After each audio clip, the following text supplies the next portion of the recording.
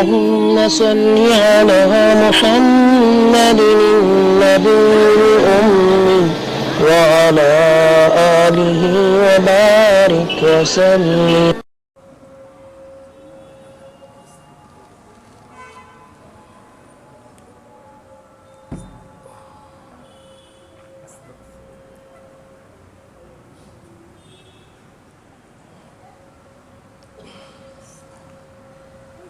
السلام علیکم ورحمۃ اللہ وبرکاتہ.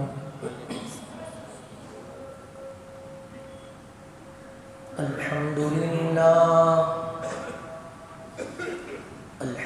للہ نحمده ونستعینه ونستغفره ونؤمن به ونتوکل علیہ ونعوذ باللہ من شرور أنفسنا ومن سيئات أعمالنا.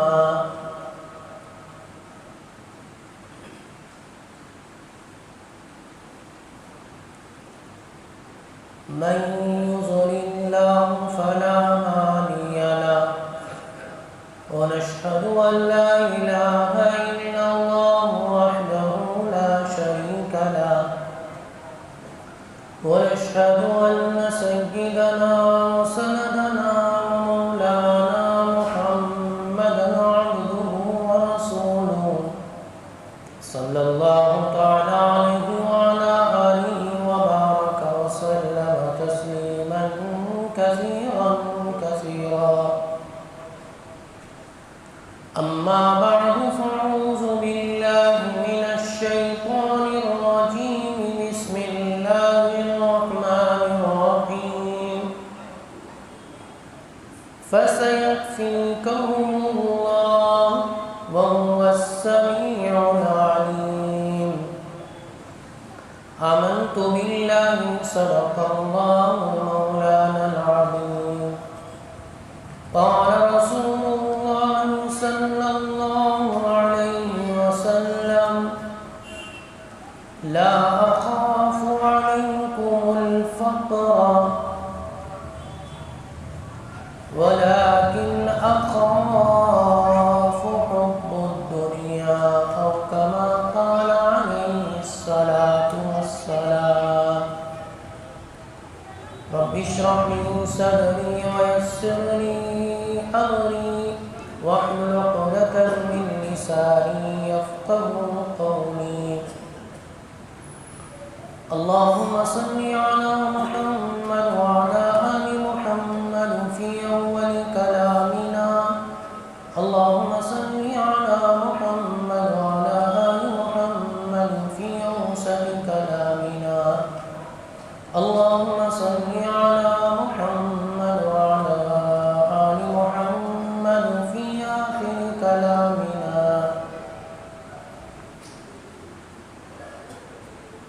واجب الاحترام بزرگوں، دوستوں، بھائیوں، آج آپ حضرات کے سامنے فضائل عثمان غنی و شہادت اس موضوع پر مجھے کچھ کہنا ہے. دعا کیجئے گا اللہ پاک حق بات، حق طریقے کے ساتھ، حق نیت کے ساتھ آپ حضرات کے سامنے کہنے کی توفیق عطا فرمائے. زبان سے وہ باتیں نکلوائیں جس سے میرا، آپ کا، امت کا فائدہ ہو. ان باتوں سے میری، آپ کی، امت کی حفاظت کرے جس سے فتنہ فساد، شرور و فتن پھیلتا ہو. اور اللہ تعالی عمل کی دولت سے مالا مال کرے. حاضرین گرامی، نبی کریم علیہ السلام دنیا میں تشریف لانے سے پہلے لوگوں کا برا حال تھا. اخلاق نام کی کوئی چیز ان کے اندر نہیں تھی. ان کے اندر دشمنیاں، آپس میں لڑائی جھگڑے، بلکہ بے شمار ایسے گناہوں پر امت چل رہی تھی. ایک اللہ کو چھوڑ کر معبودان باطل کو اپنا معبود بنا بیٹھی تھی، اس حال میں نبی کریم علیہ السلام تشریف لائے تو آقا صلی اللہ علیہ وسلم نے ان پر ایسی محنت کی. یہی وہ لوگ جن کے اوپر کوئی حکومت کرنے کے لیے تیار نہیں تھا، کوئی حاکم بننے کے لیے تیار نہیں تھا، لڑائی جھگڑانے والی قوم تھی، لیکن حضور کی محنت سے، حضور کی دعوت سے، حضور کے اخلاق سے ان میں ایسے لوگ پیدا ہوئے. خود آقا صلی اللہ علیہ وسلم نے کہا اصحابی کالنجوم فبأیہم اقتدیتم اہتدیتم، دیکھو میرے صحابہ ستاروں کے مانند ہیں، ان میں سے تم کسی ایک کی بھی اقتداء کر لو گے منزل مقصود تک پہنچ جاؤ گے. بلکہ اللہ تبارک و تعالیٰ نے انہی لوگوں کی شان میں قرآن پاک کی بے شمار آیتیں اولئک هم الفائزون، اولئک هم المفلحون، اولئک هم المتقون، کہیں تو اللہ تبارک و تعالیٰ نے کہا رضی اللہ عنہم ورضوا عنہ. یہ سب جو پروانے سنائے گئے یہی وہ قوم تھی، یہی وہ لوگ تھے. انہی لوگوں میں سے سیدنا حضرت عثمان غنی رضی اللہ تعالیٰ عنہ ہیں، جن کا لقب ذوالنورین کہا گیا، کیونکہ یہ جو ہمارے سامنے مہینہ چل رہا ہے ذی الحجہ کا، یہ قربانی والا مہینہ ہے. اس کے اندر وہ واقعات رونما ہوئے جنہوں نے اسلام کے لیے قربانی پیش کی. ان میں سے یہ حضرت عثمان غنی رضی اللہ تعالیٰ عنہ بھی ہے، جو اسی مہینے کی 18 تاریخ کو آپ جام شہادت نوش فرمایا تھا. اسی لیے مناسب معلوم ہوا کہ حضرت عثمان غنی رضی اللہ تعالیٰ عنہ کے کچھ فضائل اور آپ کی شہادت کا پس منظر مختصر طور پر آپ حضرات کے سامنے رکھا جائے. غرض حاضرین محترم، حضرت عثمان غنی رضی اللہ تعالیٰ عنہ ایمان لانے کے 2 روایتیں احادیث میں ہمیں ملتی ہیں. ایک روایت ہے کہ حضور علیہ السلام ایک مرتبہ عروہ ابن عبد المطلب بیمار تھے، ان کی عیادت کے لیے آپ گئے، جو حضرت عثمان غنی رضی اللہ تعالیٰ عنہ کے خالہ تھیں.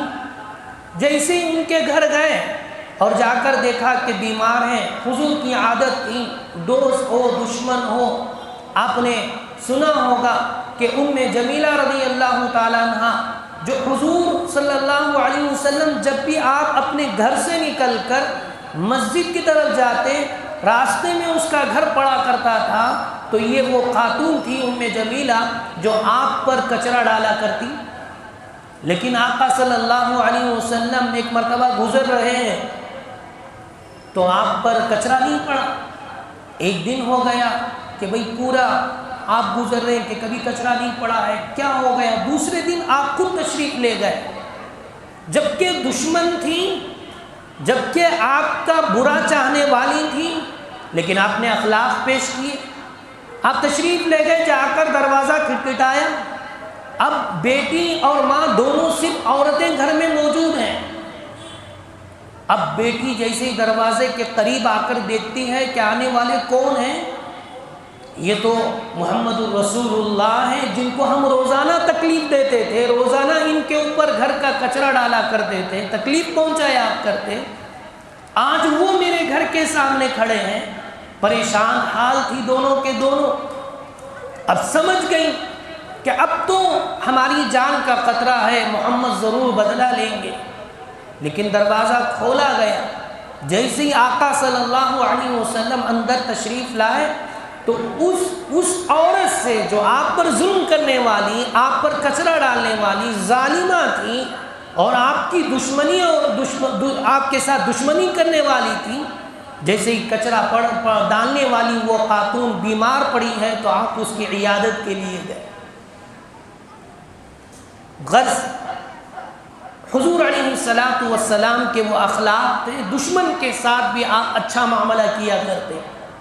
ایسے ہی ہوا کہ حضرت عروہ ابن عبد المطلب بیمار تھے، ان کی عیادت کے لیے حضور تشریف لے گئے۔ دیکھا کہ وہاں پر حضرت عثمان غنی کھڑے ہیں۔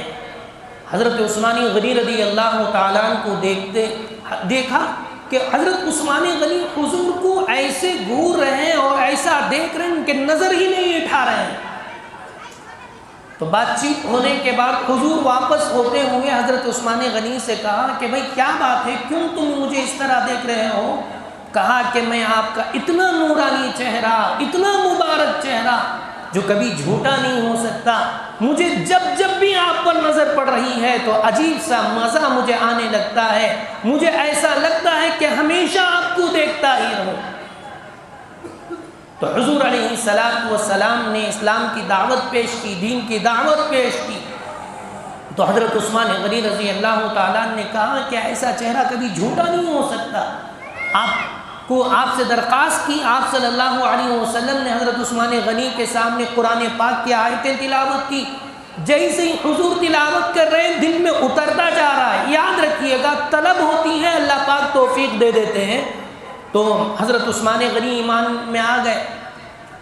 ایک روایت تو یہ ہے، ایک اور روایت ہے کہ حضرت ابو بکر رضی اللہ تعالیٰ عنہ جب اسلام میں داخل ہوئے تو آپ کا یہی معمول تھا، یہی کام تھا کہ روزانہ آپ لوگوں کے پاس جاتے، بے دین لوگوں کے پاس جاتے، انہیں سمجھاتے، دین کی دعوت دیتے، حضور کے پاس لاتے، کلمہ پڑھوایا کرتے، اسلام میں داخل کروایا کرتے۔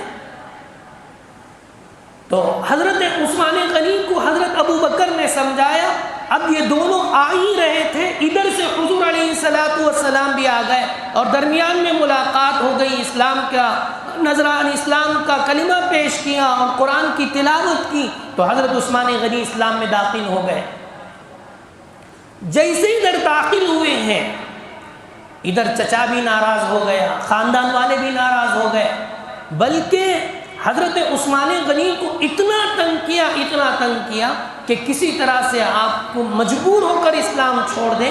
لیکن قربان جائیے حضرت عثمان غنی رضی اللہ تعالیٰ تس سے مس نہیں ہوئے، بلکہ کہا کہ تم میری جان ہی لے لو، مجھے ختم ہی کر دو، میں اسلام چھوڑنے والا نہیں ہوں۔ یہ سچا دین ہے، سچا مذہب ہے، جس کے اندر یہ بتلایا جاتا ہے بڑا کون چھوٹا کون، کس کے سامنے سر جھکانا ہے، کس کے سامنے نہیں جھکانا ہے۔ یہ وہ دین ہے جہاں یہ بتلایا جاتا ہے کہ دیکھو اگر تم پیٹ بھر کر کھاتے ہو، تمہارا پڑوس بھوکا سوتا ہے، تو تم سمجھ لو کہ تم کامیاب اور کامل اور مکمل مسلمان نہیں ہو۔ ایسا اسلام ہے۔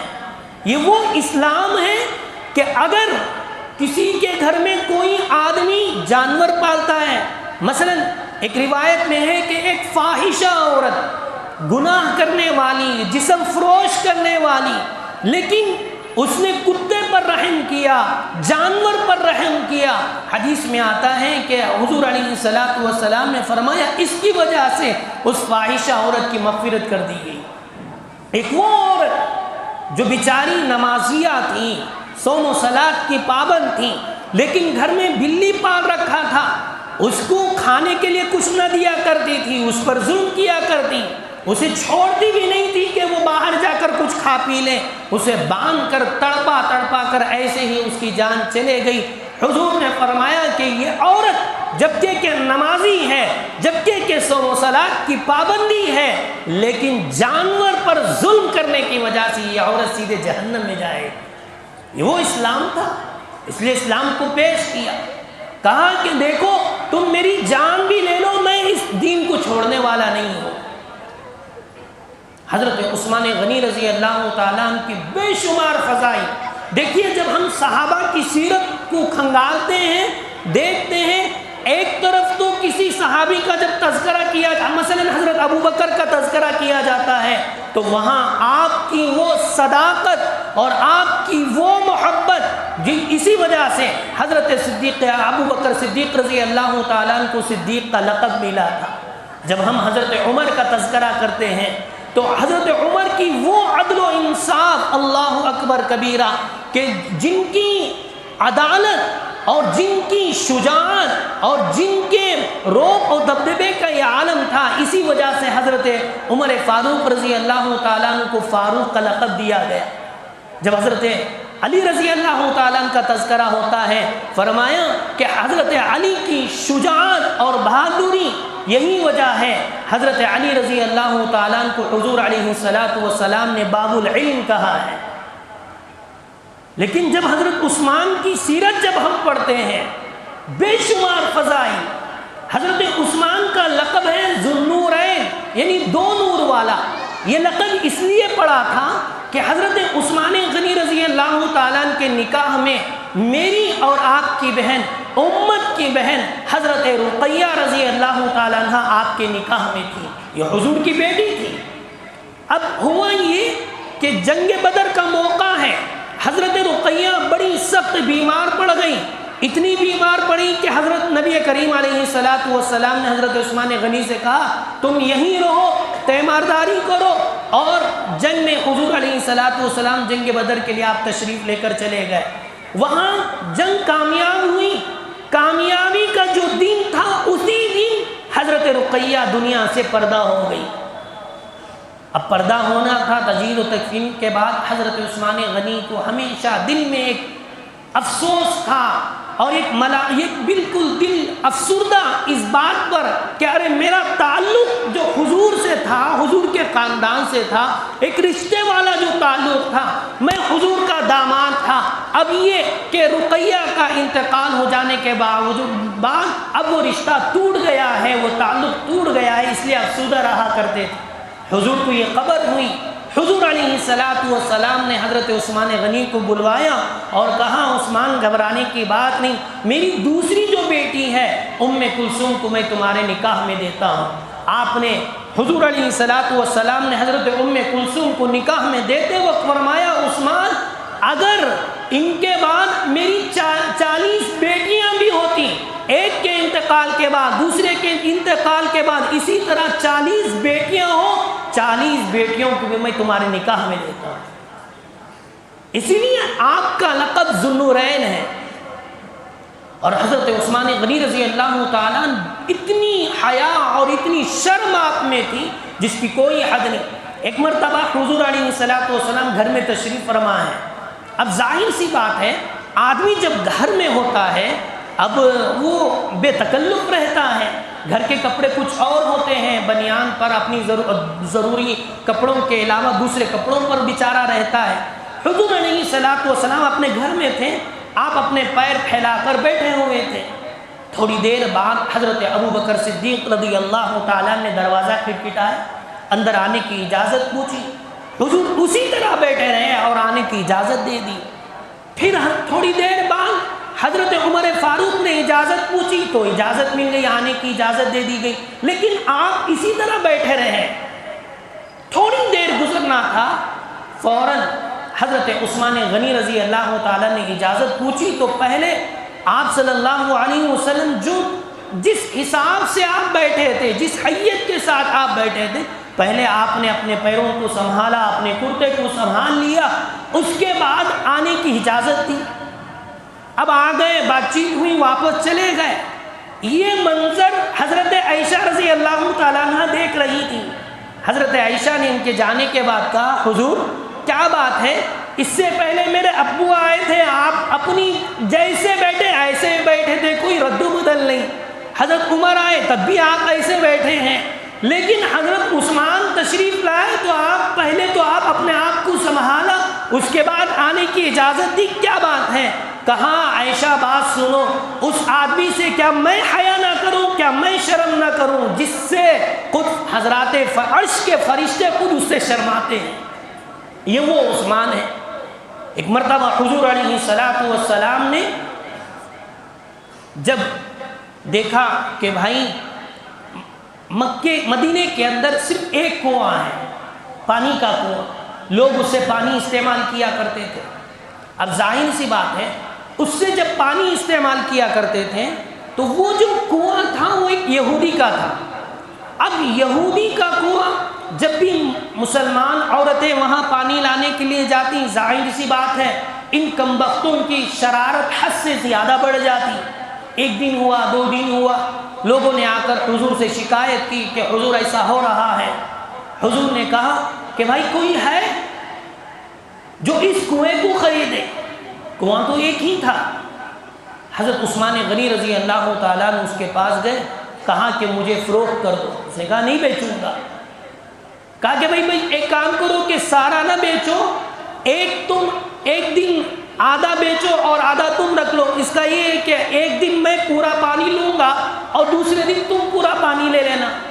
وہ یہ سمجھا کہ چلو ایک آدمی کتنا پانی بھر لے گا اپنے گھر کے اندر، پورا دن بھی بھرے گا تو کتنا بھرے گا. یہ سمجھ کر اس نے آدھا تو بیچ دیا، اجازت دے دی. اب ہوا یہ تھا بزرگان محترم کہ حضرت عثمان غنی نے سیدھے لے جا کر حضور سے کہا کہ حضور میں نے یہ خرید لیا ہے، ایک دن میرا رہے گا، ایک دن اس یہودی کا رہے گا. اب حضور علیہ السلام نے صحابہ سے کہہ دیا جاؤ، ایک دن جو حضرت عثمان کا ہے. حضرت عثمان نے کہا کہ جو بھی آ کر پانی بھرنا چاہتا ہو بھر سکتا ہے، کوئی پیسہ نہیں ہے، بالکل مفت میں ہے. اب ہوتا کہ لوگ حضرت عثمان غنی کی باری میں آتے، سارے کا سارا پانی بھر لیتے. دوسرے دن جو یہودی کی باری تھی اس دن کوئی نہ جاتا. اس نے ایک دن دیکھا، 2 دن دیکھا، مجبور ہو کر اس کنویں کو بھی، بیر معونہ جس کا نام ہے، اس کو بھی حضرت عثمان غنی کو فروخت کر دیا. حضرت عثمان غنی نے اس وقت بھی اس کنویں کو اٹھا کر لوگوں کے لیے وقف کر دیا. حضرت عثمان کے بے شمار فضائل ہیں. حدیث میں آتا ہے رسول علیہ السلام نے فرمایا کہ عثمان وہ ہے جس سے عرش کے فرشتے بھی حیا کرتے ہیں، شرم کرتے ہیں. ایک مرتبہ آقا صلی اللہ علیہ وسلم کے ساتھ حضرت ابو بکر بھی ہیں. پہاڑ پر آپ چڑھے تو پہاڑ ہلنا شروع ہو گیا. حضور علیہ السلام نے پہاڑ پر ایڑی ماری، کہا کہ تو ہل رہا ہے جبکہ تیرے اوپر ایک صدیق ہے اور ایک شہید ہے. یعنی یہی حضرت عثمان تھے. ایک مرتبہ نبی کریم علیہ السلام، آپ لوگ جب قباء مسجد ہے مدینہ المنورہ میں، وہاں جائیں گے، اللہ بار بار دیدار نصیب فرمائے. ایک کنواں ہے، اس کنویں کے پاس آپ چلے گئے، آپ جا کر اپنے پیر ڈال کر حضور علیہ السلام بیٹھ گئے تھے. حضرت صدیق اکبر ادھر ادھر تلاش کرتے ہوئے سیدھے گئے، دیکھا کہ حضور وہاں بیٹھے ہیں. صدیق اکبر رضی اللہ تعالیٰ عنہ بھی چلے گئے تو حضور نے حضرت صدیق اکبر کو بٹھا لیا بازو میں. پھر حضرت عمر تلاش کرتے ہوئے گئے، دیکھا کہ حضور کہیں نہیں مل رہے ہیں، دیکھا کہ ادھر بیٹھے ہیں تو آپ وہاں چلے گئے، حضور نے ان کو بھی بازو بٹھا لیا.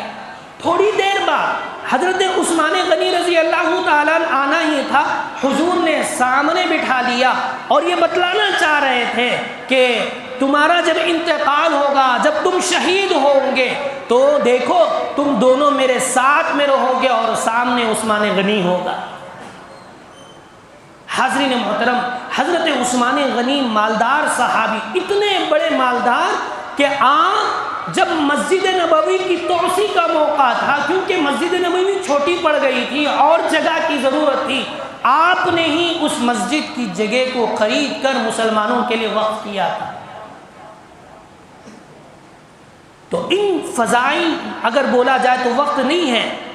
ان سب کے باوجود حضور کے بعد دور آیا حضرت ابو بکر کا، پھر دور آیا حضرت عمر رضی اللہ تعالیٰ عنہ کا. بعد آپ جو خلیفہ بنے، خلیفہ ثالث جس کو کہا جاتا، آپ تیسرے خلیفہ تھے، آپ بنے.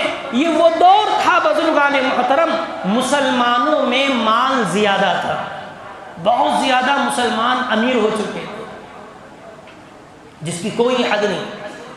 شروع اسلام میں مسلمانوں پر ایک دور ایسا آیا، کسمہ پرسی کا عالم تھا، کھانے کے لیے کھانا نہیں، پہننے کے لیے کپڑا نہیں.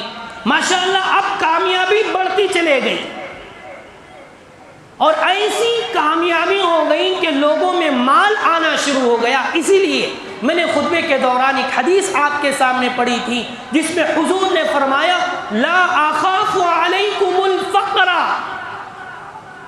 میں تمہارے اوپر غریبی آئے گی، مجھے اس کا ڈر نہیں ہے. بھائی اللہ نے مقدر میں جتنا رکھا ہے اتنا آدمی کھائے گا، اس سے پہلے موت نہیں آئے گی. یاد رکھیے جتنا اس کی مقدر میں وہ کیا کرنا ہے کیسے کرنا اس کے مقدر آدمی پیدا ہونے سے پہلے لکھ دیا جاتا ہے، یہ اتنا کھائے گا، اتنا پیے گا، ایسے کرے گا، اس دن مرے گا، اس وقت مرے گا، یہاں مرے گا، سب کچھ ہو چکا ہے. مقدر سے زیادہ آدمی نہ کھائے گا نہ مقدر سے کم کھا سکتا ہے. لیکن آگے حضور نے بڑا عجیب جملہ کہا کہ مجھے ڈر اس بات کا ہے کہ تم پر دنیا کی کثرت، مال کی کثرت زیادہ ہو جائے تو پھر کیا ہوگا؟ اس سے فتنے برپا شروع ہو جائیں گے، فساد، حسد، بغض، کینہ، عداوتیں، دشمنیاں بڑھتی چلے جائیں گی. حضرت عثمان غنی کے دور میں ایسے ہی ہوا. شروع کے 6 سال ماشاءاللہ اطمینان سے چلتے رہے اور ادھر مسلمان کامیاب ہوتے چلے جا رہے تھے. مسلمانوں میں ثروت کا زمانہ تھا، دولت کا زمانہ تھا. اسی وجہ سے حضرت ابو ذر غفاری رضی اللہ تعالیٰ جن کو حضور نے مسیح الاسلام کہا تھا کہ یہ حضرت ابو ذر رضی اللہ تعالیٰ فوراً لوگوں کے سامنے خطاب کرتے، کبھی 1 سالن کی جگہ 2 سالن، یعنی ہماری موٹی زبان میں 1 آئٹم کی جگہ 2 آئٹم. الحمدللہ دیکھیے ہم لوگ جب بریانی وغیرہ کھاتے ہیں تو اس کے سامنے 1 آئٹم کی جگہ 4 5 آئٹم آتے ہیں. تو اس طرح جب ان کے سامنے کوئی 1 سالن کی جگہ دوسرا سالن ہوتا، کہتے کہ تم کیا کر رہے ہو؟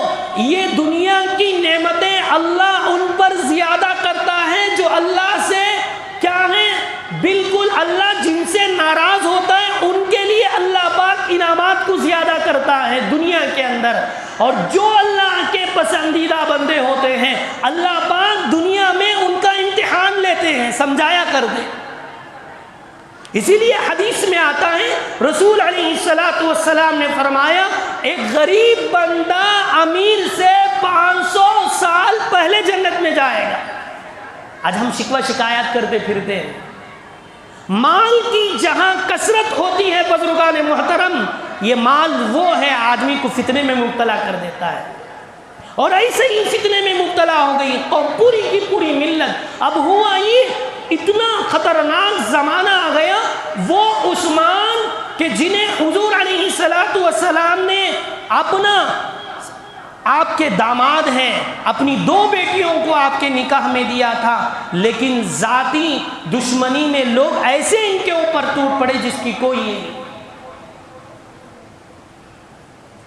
اور ادھر ہوا یہ اتنی زیادہ دشمنی بڑھ گئی، اتنی زیادہ دشمنی بڑھ گئی جس کی کوئی حد نہیں، کیونکہ حاسدین چاہتے یہی ہیں. یاد رکھیے ایک مجھے لطیفہ یاد آیا.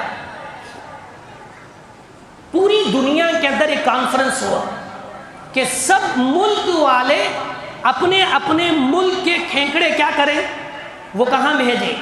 اپنے ایک ملک سمجھے امریکہ کو بھیجیں. سب ملک والے، ہندوستان والے ہوں، چین والے ہوں، شام والے ہوں، عرب والے ہوں، سب اپنے اپنے کھینکڑوں کو کہاں بھیجنا ہے؟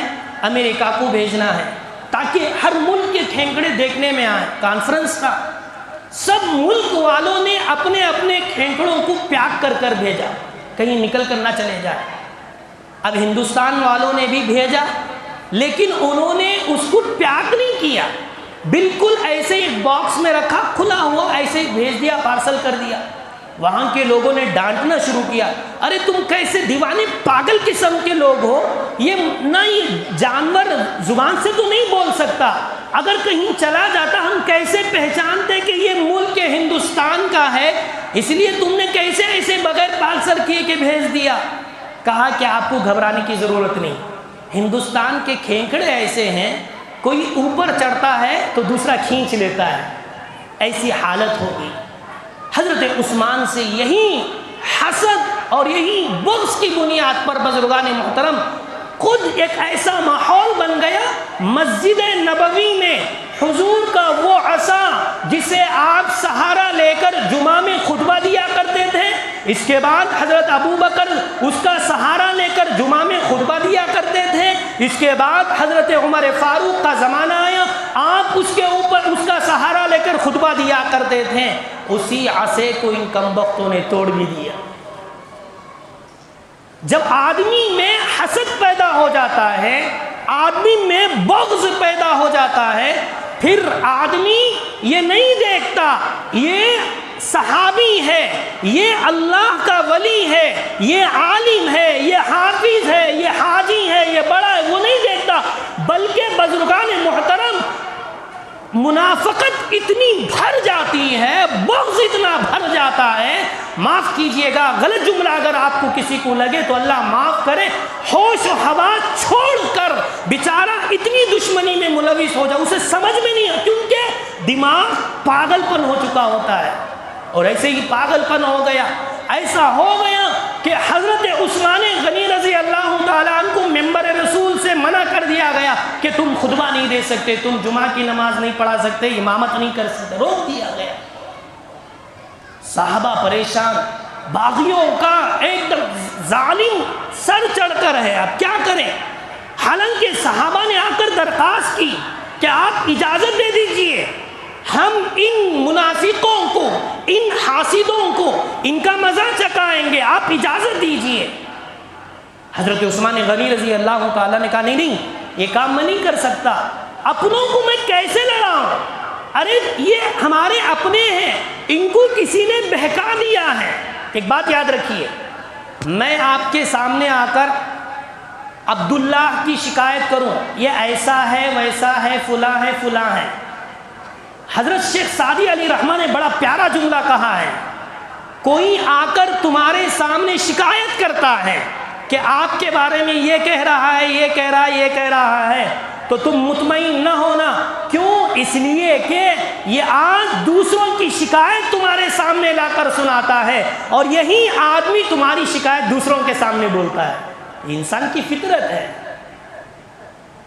حضرت عثمان غنی رضی اللہ تعالیٰ کا ایک مکمل دو صحابہ پریشان. حضرت عثمان غنی کو سمجھایا کہ آپ خلیفہ ثالث ہیں, حضور نے آپ کو اپنا رفیق کہا, اور ایسا رفیق. ایک مرتبہ نبی کریم علیہ السلام کی بیٹی حضرت ام کلثوم نے اپنے ابو سے کہا, یعنی حضور سے کہا کہ دیکھو ہمارے شوہر یعنی عثمان سے زیادہ بہتر تو حضرت علی یا فاطمہ کے شوہر زیادہ بہتر ہیں. حضور جملہ سن کر خاموش رہے, تھوڑی دیر خاموش رہے.